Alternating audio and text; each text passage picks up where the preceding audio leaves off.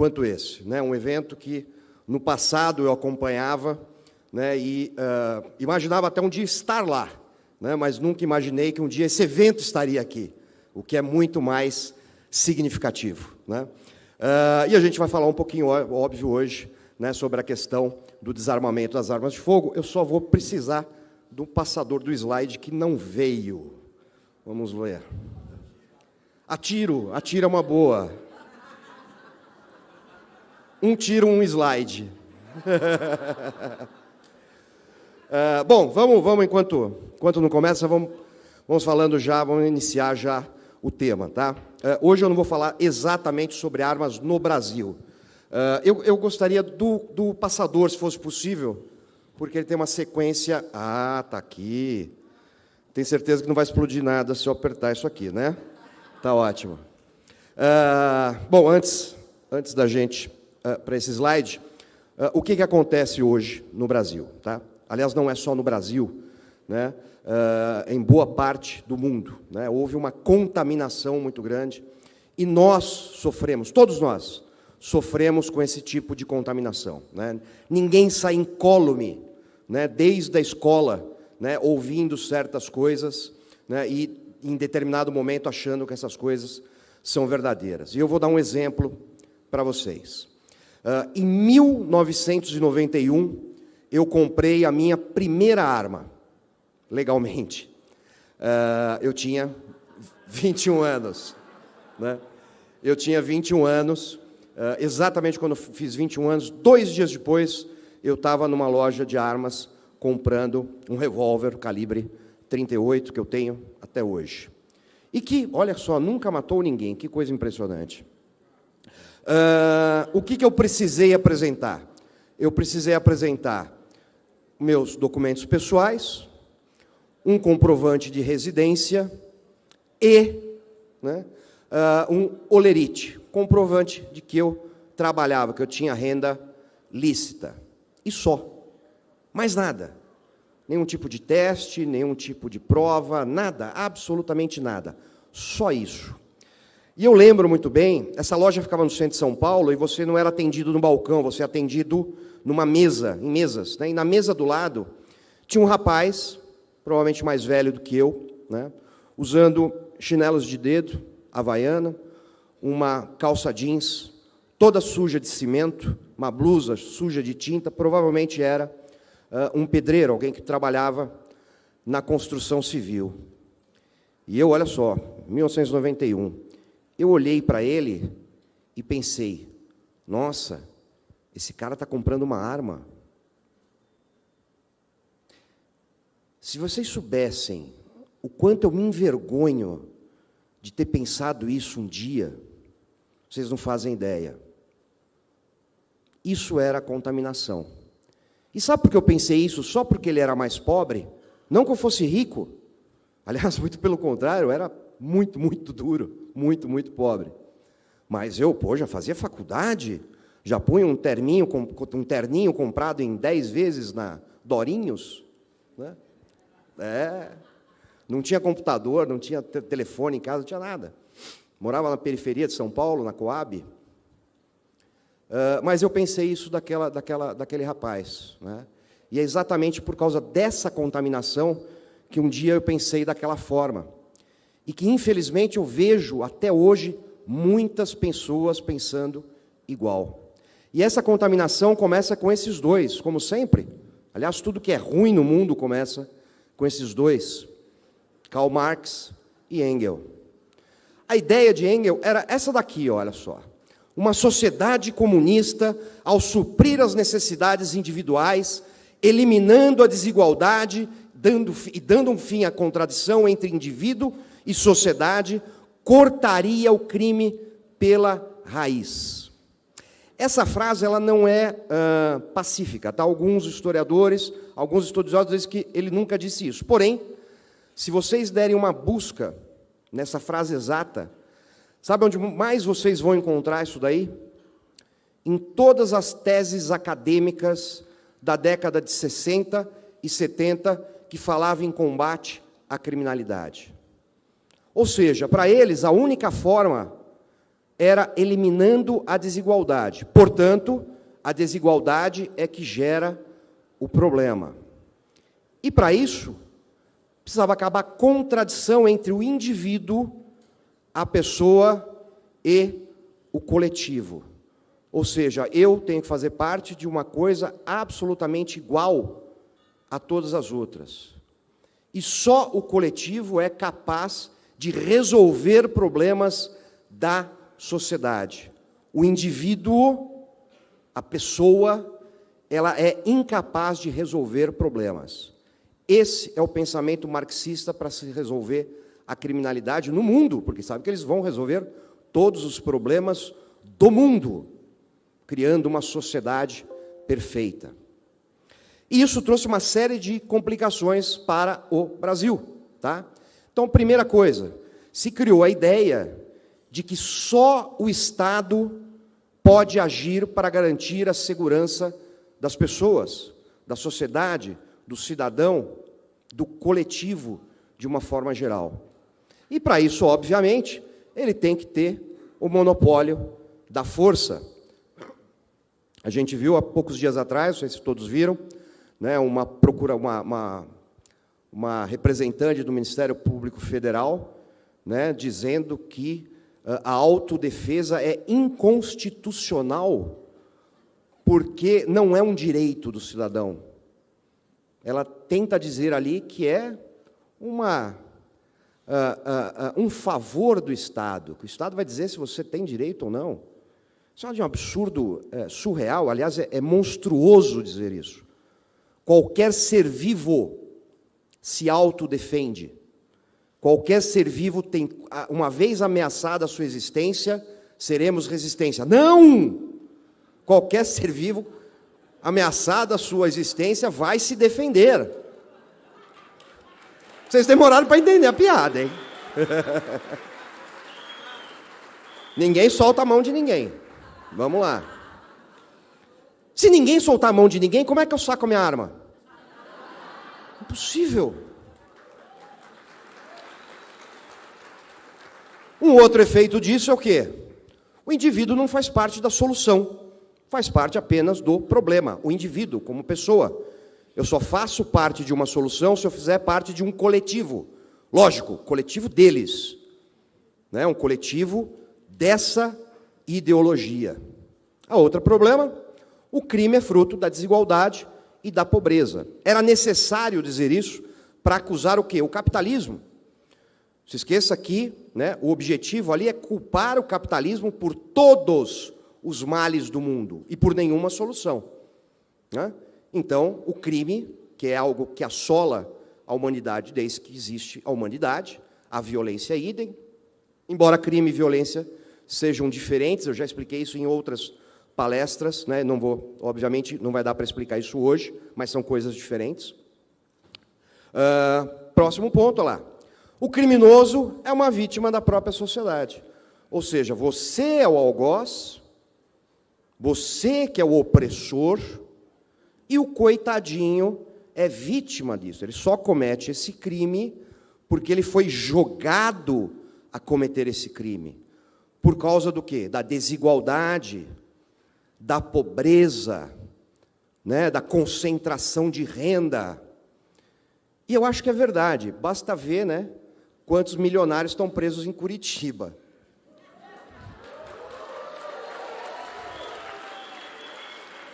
Realmente é um pessoal que não teve chance da vida.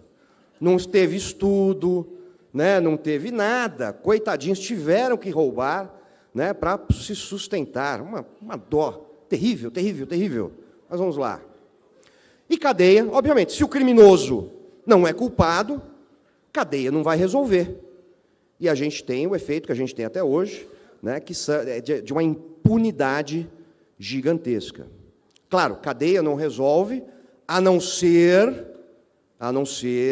né, quando vai contra a ideologia deles.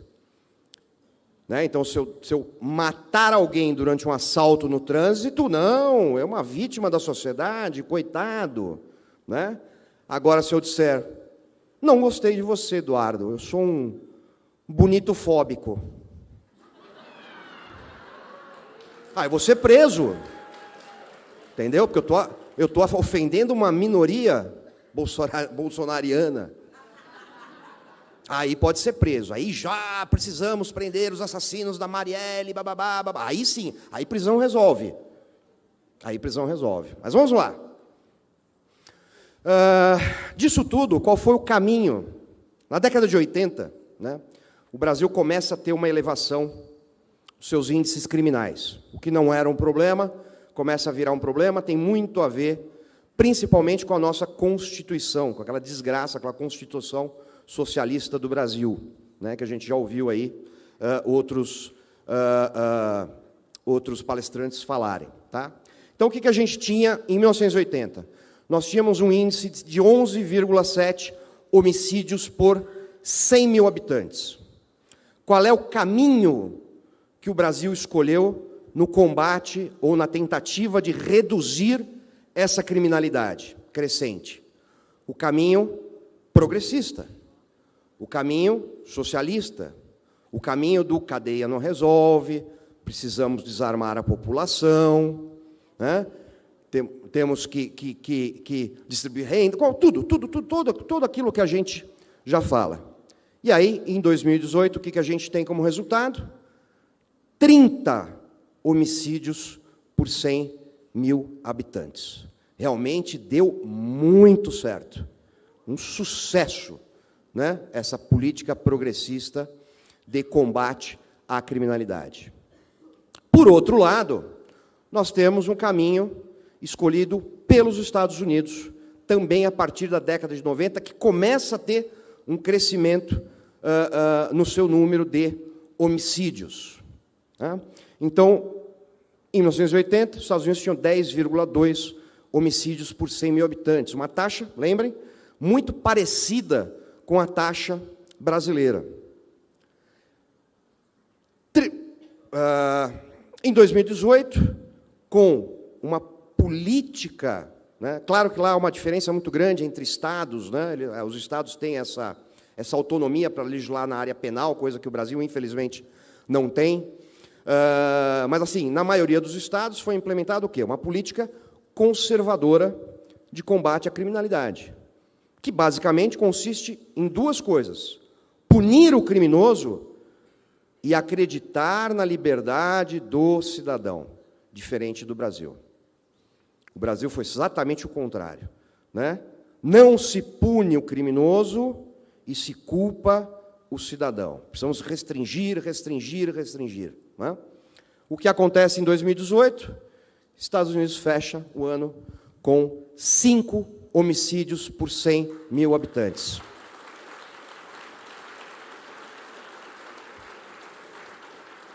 E aí vem o pissolista e diz que o americano não sabe nada de segurança pública. Quem sabe é aquele professor maconheiro de 40 anos que vive com a mãe e 2 gatos.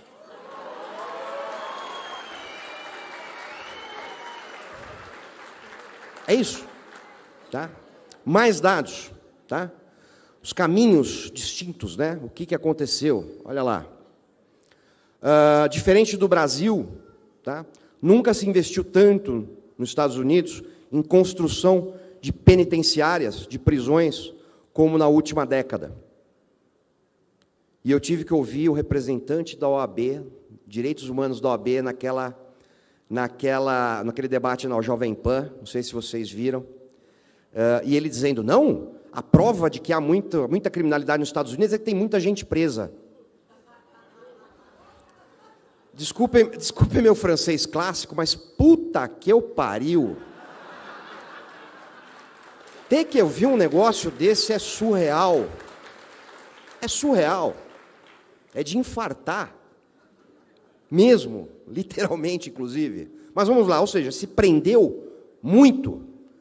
Se prendeu o quê? Inocentes? Não. Se prendeu criminosos. Muitos criminosos. Cometeu um crime, cadeia. Ponto. E a segunda, o quê? O aumento da liberação para o porte de armas de fogo. Não estou falando da posse. A posse, na maior parte do território americano, nunca foi contestada. Ou seja, ter armas nunca foi realmente contestado dentro dos Estados Unidos. O que se contestou sempre muito é o porte, ou seja, eu poder andar com a minha arma pelas ruas, ir para o cinema armado, ir para o bar, que seja. Tá? E o que acontece? Olha só, nós tínhamos, em 1986, esse quadro aqui. Os estados onde a gente está em vermelho, o porte velado, ele era proibido. Então, por isso que é muito famoso, Texas, né, já virou quase um mito no Brasil, né, que é o texano com aquela arma na cintura, né, aparente, né, andando pela rua, é porque ele era obrigado a portar uma arma assim, ele não podia portar uma arma veladamente, era proibido, então ele tinha que portar a arma aparente. Isso vem lá do Velho Oeste, né, e principalmente isso se intensificou muito depois do assassinato do Abraham Lincoln, que foi com uma arminha pequenininha, escondida. Né? E na cabeça deles é o seguinte, se você não é um bandido, se você não pretende fazer nada errado com a sua arma, por que você tem que estar com a arma escondida? Você pode dizer, não, está aqui, estou armado. Né? Essa era a política. Então, todos esses estados em vermelho, você não tinha o porte de armas velado. Em laranja ali, marronzinho, não sei o quê, você tinha o porte, porém, de uma forma semelhante que a gente tem, não hoje no Brasil, mas parecida com isso. Ou seja, a autoridade competente, ela podia ou não conceder o porte para você. Ou seja, você ia lá, fazia os testes, fazia o curso necessário, o que fosse, e aí a autoridade policial olhava para a sua cara e dizia, não, para você eu não vou dar. Sabe quem teve um porte negado por conta dessa lei discricionária e muitas vezes preconceituosa e elitista? Martin Luther King. Eita, isso aí, exatamente. Ele requisitou o porte, porque ele estava sendo ameaçado de morte, e a autoridade policial negou o porte, obviamente por questões raciais. Tá? Ele teve o porte negado. Então, esse tipo de legislação só serve para isso. Para o Estado olhar para a sua cara e dizer, não, você é gay, eu não vou te dar uma arma. Ponto. Não, você é negro, eu não vou te dar uma arma. Eu não gosto de negros, eu não vou dar uma arma. Mas, obviamente, ele nunca vai precisar falar isso, porque a lei está do lado dele. Né? Você é do PSOL, não vou te dar uma arma. Tá certo? Não tem que dar mesmo. Usem livros. Usem livros. Usem livros. Usem livros. Portem livros. Tá? E o...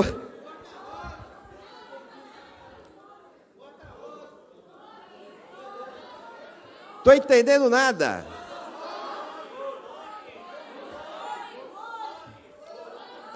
Sim. Flores, isso também funciona, cantar Imagine. Mas vamos lá. E o verde, tá? O verde era o quê? O porte completamente liberado. Só tinha um estado. Se eu não me engano, ali é Vermont? Me corrijam, Vermont? Eu acho que é Vermont aquele pedacinho ali, não tenho certeza. É Vermont, né? É Vermont. O azul era... é liberado... Eu pulei o azul. Ele é liberado, mas, né, você tem que obrigatoriamente apresentar algumas coisas. Então, na maioria dos estados, você tinha que fazer um curso. Era um curso lá de 10 horas, né, e aí a autoridade obrigatoriamente tinha que te dar o porte. Não poderia negar, não era discricionário. Se você faz tudo, você tinha o porte. E o verde é completamente liberado. Qual é a ideia? Se eu posso comprar uma arma, se eu posso ter uma arma, eu posso andar com essa arma. Eu aposto que tem um monte de gente achando isso um horror, mesmo aqui dentro. Fala assim, não, peraí, mas sem controle nenhum. O cara vai lá, compra uma arma, põe na cintura e sai andando. Vai ser um morticínio. Briga de bar, discussão de trânsito, todo mundo vai matar todo mundo, massacre. É exatamente o que eles falavam. Que a esquerda americana falava, né, para esse tipo, quando isso começou a se espalhar pelos Estados Unidos. Sabe o que aconteceu? Nada. Nada. Esse pessoal, eles trabalham com a histeria, só com isso. A histeria e o medo. Né? A campanha hoje contra o porte é o quê? Você pode pegar alguém na rua que ficou nervoso com a esposa e vai te dar um tiro. Porra. Tá, pode acontecer, mas qual é a frequência que isso acontece? Qual é a chance que isso acontece? É zero, praticamente zero. Tá? E lá a discussão também foi essa. E aí a gente chega, depois em 2017, dá uma olhada na mudança. Tá? Lembra, o verdinho é o porte completamente liberado. O azul é o porte garantido, ou seja, você fez o que a lei determina, o que a lei manda, você vai portar uma arma de fogo. Porte proibido, mas nenhum estado americano. E os estados chatinhos, tipo Califórnia, né? Nova York, né? Que não, à toa, normalmente, os estados e as cidades governadas historicamente pelos democratas têm um índice de criminalidade muito maior, exatamente porque eles adotam uma política mais progressista para o combate, entre aspas, da criminalidade. Tá? Olha só, isso aí, ó. Olha só os números. Hoje não, né? Nos números mais recentes, aliás, é 2018, tá? 17 milhões de pessoas estão autorizadas a portar armas nos Estados Unidos. 17 milhões. Sabe quantas pessoas têm o porte de armas no Brasil hoje? Não chega a 5 mil. Sabe onde estão a maioria desses portes? Vai ganhar um beijo quem acertar. Brasília! Oh! Quem poderia imaginar? Mas a arma não protege, a não ser a mim, que sou deputado, que sou senador, que sou ministro. A verdade é essa. E aí o porte sai. Essa é a injustiça da discricionariedade. Essa é a injustiça da discricionariedade. Ou seja, você vai ter alguém que politicamente pode dizer não, para você eu não dou. Mas para o deputado eu dou. Para o senador eu dou. Para o grande empresário, como alguns aqui de São Paulo, eu dou porte. Tem vários grandes empresários aqui em São Paulo. Inclusive um, conhecidíssimo, anda com 15 seguranças, mas tem o seu porte garantido. E eu não tenho nem segurança nem porte. E sabe por que eu não tenho porte? Porque eu nunca tive coragem de chegar para quem fosse e dizer, pô, me ajuda lá a sair meu porte. Nunca tive coragem. Nunca fiz isso. Simplesmente porque eu não acho justo. Eu estaria indo contra tudo que eu acredito e tudo que eu luto nesses quase 30 anos. Seria uma coisa terrível. Mas vamos lá. Então, 17 milhões. 40% do território americano hoje, o porte é livre. Se você pode comprar uma arma, você pode andar armado. 14 deles de uma forma irrestrita, 43 com porte garantido, 8 chatinhos, que talvez você consiga ou não consiga o porte, mas não é proibido. A posse é garantida. Inclusive a posse dos malvados fuzis. Meu Deus, fuzis que matam criancinhas, que entram nas escolas e atiram em todo mundo. Tem um vídeo muito bom que eu publiquei semana passada, não sei se vocês viram, que as armas entram sozinhas, num lugar assim, ó. É muito bom. Um vídeo de lá dos Estados Unidos. Então, olha só, muita gente, né? Aqui no Brasil, quando saiu lá não o decreto de janeiro, mas os decretos subsequentes, que havia ali, tecnicamente na lei, havia a possibilidade de um cidadão como eu, né, comprar um fuzil. Vocês lembram a gritaria que foi, né? Vocês lembram a gritaria que foi, né? Foi tão louco o negócio que até o Jornal Nacional me chamou. Acho que eles se confundiram. Só pode ser. Né? Para os nossos amigos dos Estados Unidos, o Jornal Nacional é a Globo é a CNN deles. Né?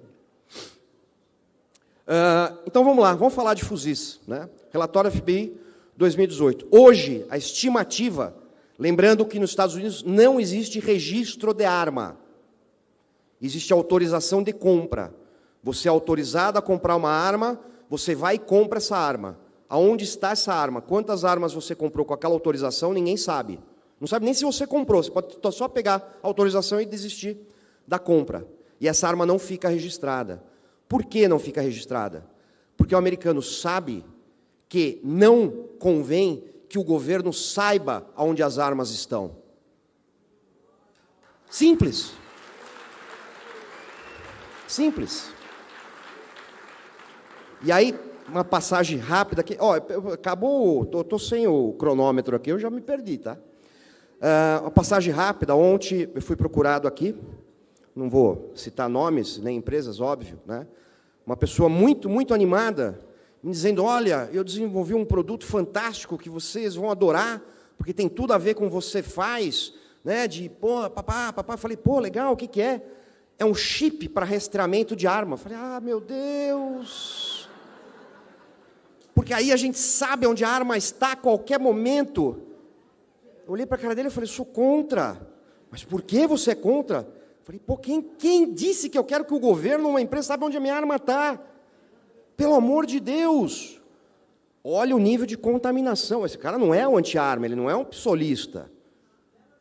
Tá? É alguém contaminado. Já estou indo para o encerramento. Tá? Mas vamos falar de fuzil. Vamos lá. Hoje existe aproximadamente 16 milhões de fuzis nos Estados Unidos. Outro dia eu vi uma jornalista dizendo, milhares de pessoas são assassinadas todos os anos nos Estados Unidos com o uso de fuzis. Falei, nossa, que informação fantástica. Só que é mentira.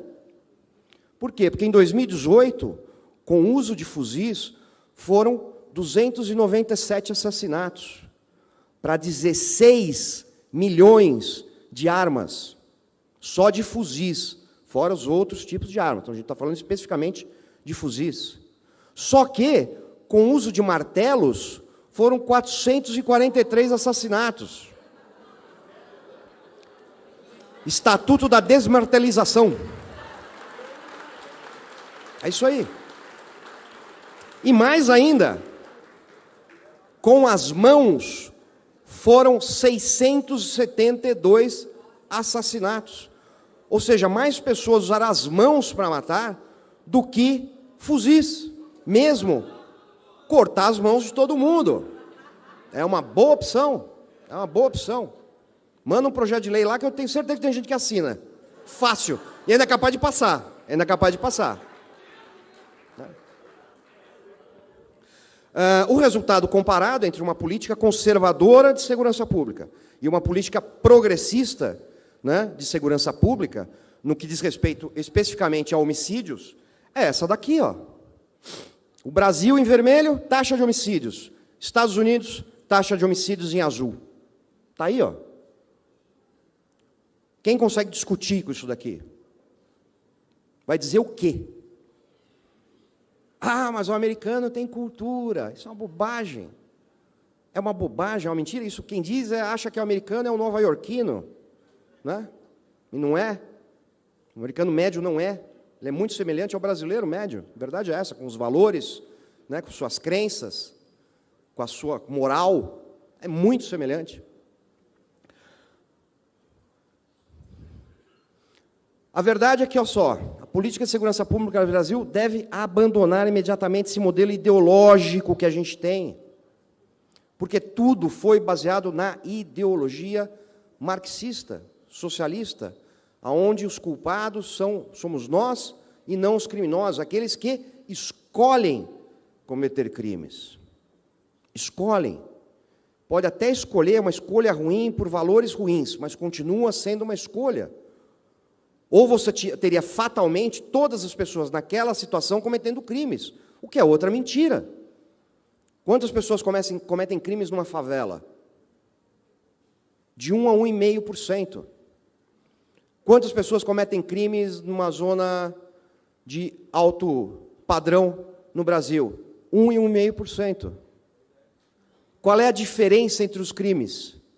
Um é o crime violento, que vai parar no Jornal Nacional, com o traficante com um fuzil no ombro. O crime do rico é o crime sem violência, e aí parece que não tem violência naquele lugar. Isso é uma mentira. Culpar a pobreza, e principalmente dizer que o pobre tem mais propensão ao crime, é falso, é mentiroso. É isso que a gente precisa tirar de vez. Para encerrar, já encerrando, tá? Gostaria de lembrar sempre dessa frase. É uma frase que me acompanha há muitos anos e que eu sempre tento mantê-la viva dentro de mim, quando às vezes eu me pego sendo preconceituoso, pensando em algum tipo de restrição, né? Porque, olha só, aqueles que abrem mão da liberdade essencial por um pouco de segurança temporária não merecem nem liberdade, nem segurança. É isso. Eu não aceito mais privação de liberdade para mim, para ninguém, com a desculpa de segurança pública. E a contaminação é grande, a gente teve já tentativa, olha só, gente, eu não gosto de falar desse caso, mas tentativa de controlar a venda de zarabatana. De um deputado conservador. Arco e flecha e faca, de um deputado conservador. Que achou que... Sim. Isso é a contaminação. O cara, ele acredita que a única forma de se combater criminosos é criando leis restritivas, que os criminosos não vão obedecer. Isso é o mais óbvio. Você acha que alguém que vai cometer um crime vai comprar uma arma legalmente, seja lá qual arma for? Isso é uma bobagem. Portanto, senhores, hoje, mais do que nada, aqui, agora, eu não estou falando de segurança pública, eu não estou falando de armas, eu não estou falando de assassinatos, eu estou falando de liberdade. Muito obrigado.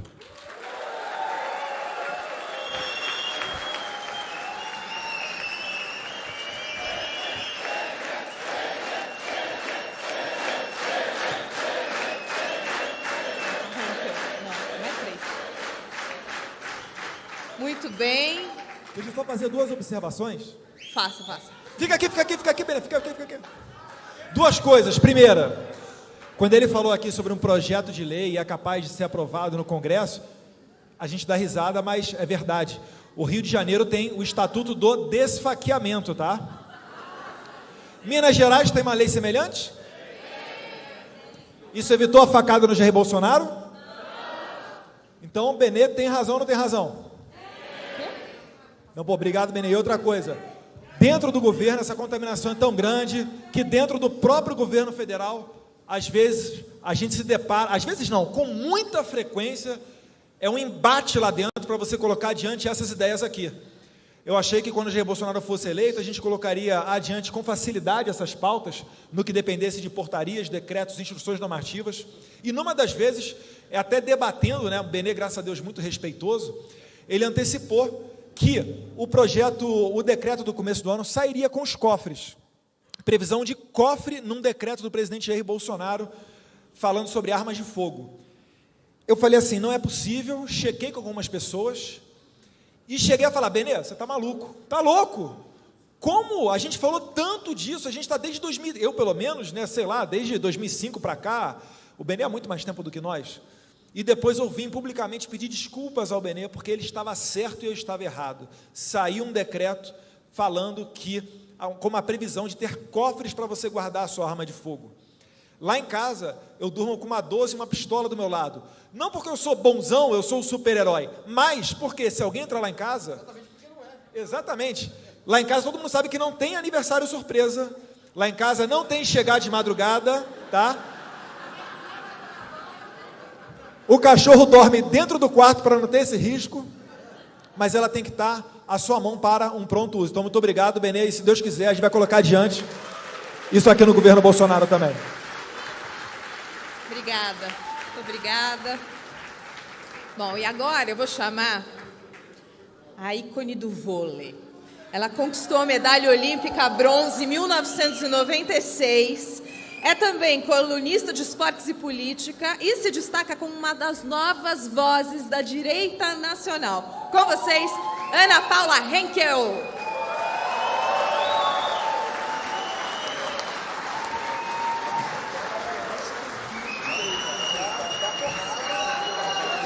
Eu vou mandar para o teu assessor, desculpa, nosso convite, meu convite.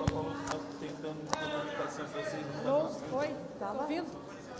Responsabilidade enorme, né? Depois de tanta gente aqui, maravilhosa, passando aqui por esse palco, pessoas que eu admiro profundamente também lá nos Estados Unidos, né? O senador Mike Lee, o